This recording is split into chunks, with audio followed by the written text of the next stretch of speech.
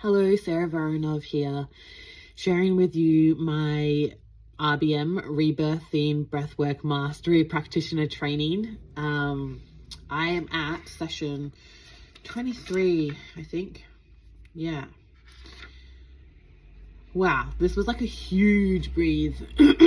So at the start of breathwork, you always kind of like, you notice what has been changing, what's been different for you. And I had been noticing, so like in life, so in a breathwork session, you'll come to these new awarenesses and beliefs and things, and then you go out into life and then you see what's different. And so this week, or the week that passed, I had an experience that had felt similar to something in the past. So basically, there's someone that I know that I gave business advice to, unasked for business advice.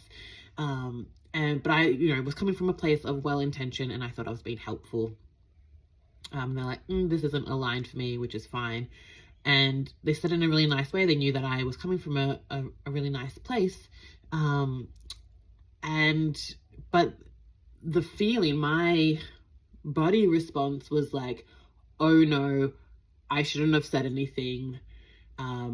This very much reminded me of interactions that I've had in the past, particularly with my mum, and where I would say something and it was just something that I felt was true or wanted to share, and then it was like, oh my gosh, can't believe you said, like, you're a bad person, like, blah blah blah, whatever the story is.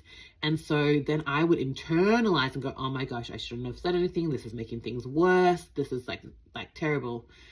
And so I've had previous intentions, breathwork intentions, around being able to share freely, being able to be seen, and all this sort of stuff. So it's like, okay, and then you clear that material, and then life has given me an opportunity to have a different experience. So then unconsciously I created this experience with this person where I've like shared some unsolicited advice, and yet she hasn't yelled at me, she hasn't said that I'm a bad person. It was a different level of safety being held in that, where it's like, oh, okay, I've shared something that I wanted to, but I'm being met with safety versus what has happened in the past. And so once I was aware of that, I was like, oh, this is just my material, this is just my stuff shifting away, and I'm being given a new experience, a new opportunity to anchor that in. Yeah, it just kind of, everything dissipated. I was like, oh, okay. And I like, everything's fine with that person, and everything was like resolved. It was just like, oh, this was just an opportunity to deal with my stuff, really. And that's life, really. You will come to these awarenesses, you'll shift the stuff, you'll have another belief, but then life's going to say, hey, here's an opportunity to have another experience, and it's going to feel different, to anchor that in like stronger. Or life gives you another opportunity to go, there's some other stuff that's moving in now, and how are you going to relate to this now? So both can happen. So that was my experience. And then what else? I'm just looking at my little notes here. Oh, that's right. So I'm actually in a launch right now for, I'm also a kinesiologist, so I'm doing some business stuff, a group kinesiology session, and it was bringing up some stuff around like self-doubt, and I don't know if I can really do this. And like, I'm also doing some extra kinesiology units, so I was also bringing up some material around like looking on the outside. Maybe other people know like what they're doing and I don't know, and like this kind of pattern, this story of looking outside of myself versus looking inside. And all that was happening, these experiences this week, was it was giving me an opportunity to get in touch with the feeling of being lost, of being confused, of not knowing, because I had the feeling of like, yeah, I know, I'm confident, I know all this stuff, and then I was like, I'm in this lost state, and now like I don't know how to get back. So all of this was just getting me in touch with that feeling, which I brought into my breathe, and I brought into with my facilitator. I'm feeling lost, I don't know, all this stuff. And then I think I've like talked to you previously about kind of like wanting to write everything down really neatly. I think that's what happened last time. And part of like, again, getting in touch with that feeling of lost and I don't know. And even as I was sharing, I was trying to filter myself to try and get things right.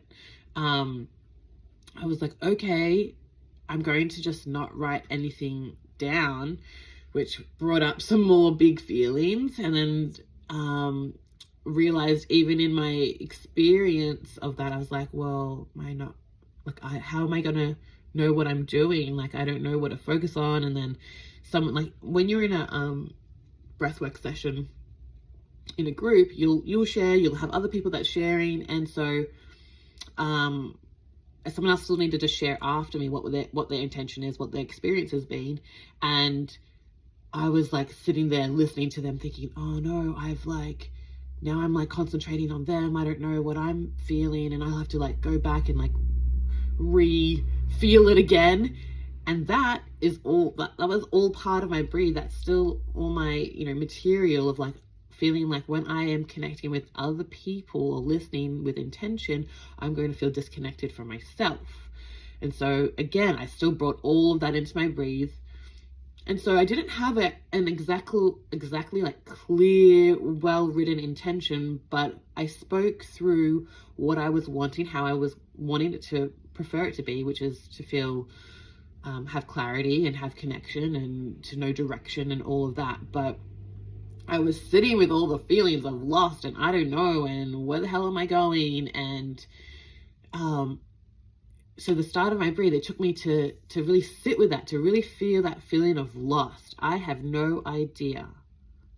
I don't know what I'm doing. And I was breathing with it. And like so much came out of it. Like I was like seeing tunnels where I was like, do you go down the long path? Do you go down the short one? Like, and then having to feel like I turned around and like this feeling of like, well, then you've wasted your time. All this stuff I was giving meaning to, like if you do something and it takes too long, it's a lot of effort, that you feel like that's going to give you the reward or whatever you're looking for, but actually it's not. And then you have to start back again.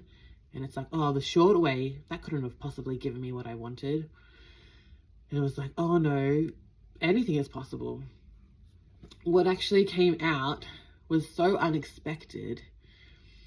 This whole thing around right and wrong. Like, I didn't realize up until this point, I've been making things right or wrong. Like there's a right way to show up in a breathwork session. There's a right way to write your intention. There's a right way to, there's a right and a wrong way. If I'm, there's a right way to market yourself, to do social media, to run a business, to hold space for people. And so I realized with this right and wrong patterning that I've been having, another layer of it is like, if there is only a right way, if you do something the right way, then you make the other things outside of that wrong, or you make another person wrong. So if I'm right, then everything else must be wrong. And if I'm wrong, then this one thing is right and everything else is wrong. And so there's always this back forth, right, wrong. When what's coming out of my breathe is that there is actually no right and wrong. Every experience is valid. And that's like part of the whole RBM principle, is like every experience is valid.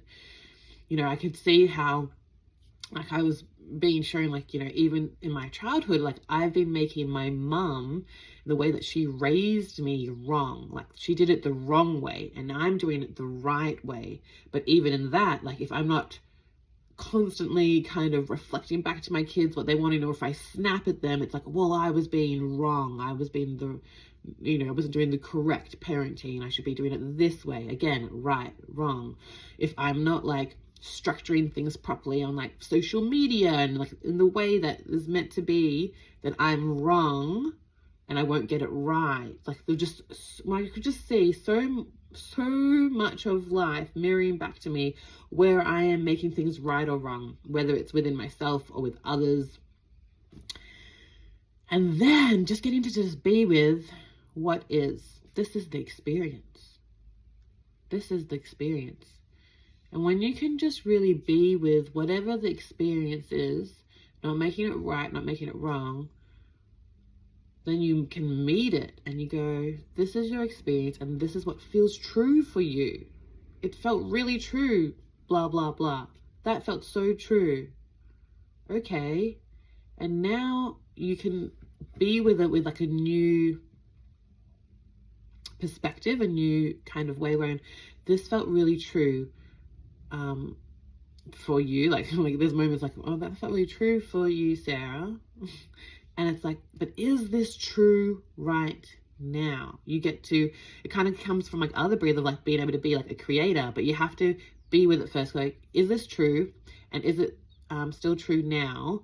And if it's not true, do you want to make a new decision about it? Do you want to create a new belief around it? Yes. Okay. What would you like to create? How would you prefer it to be?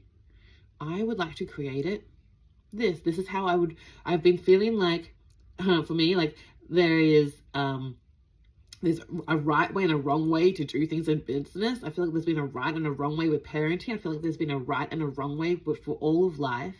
And now I'm going to decide that there is just experiences and you get to do anything that you want whenever you want. I was deciding for myself, like, I get to show up on social media however I want. I get to talk in a way that's unstructured. I get to talk in a way that maybe is partly structured and free-flowing. I get to decide what this looks like, how this feels. Just being able to go, this is how I prefer it to be. I prefer it to feel really easy and flowy, and then it gets to be like that. Yeah, and then this other really cool thing that came through. So I've had eczema since I was a baby. And this is really unexpected. So I was feeling really disorientated out of my breathe. And I had to talk to my facilitator back and forth. And so my dad has like bipolar schizophrenia. He's passed away now, but like I felt him come through at the end of my breathe. And there's always these stories around like, don't be crazy like your dad. And I never felt like that was true. Like there's also this thing called self-concept of like, who do you think you are versus who you actually are? And there's a lot of things that were kind of thrust upon me and also my dad with like who we think we are. But I was like, where was I going with this? I was talking about eczema. So what came through was like, because I was feeling disoriented and lost, I was connecting with my dad's energy and how he used to always talk about this planet 000 and how, you know, I was going to be in charge of like 55 million people. All of that was valid and true for him.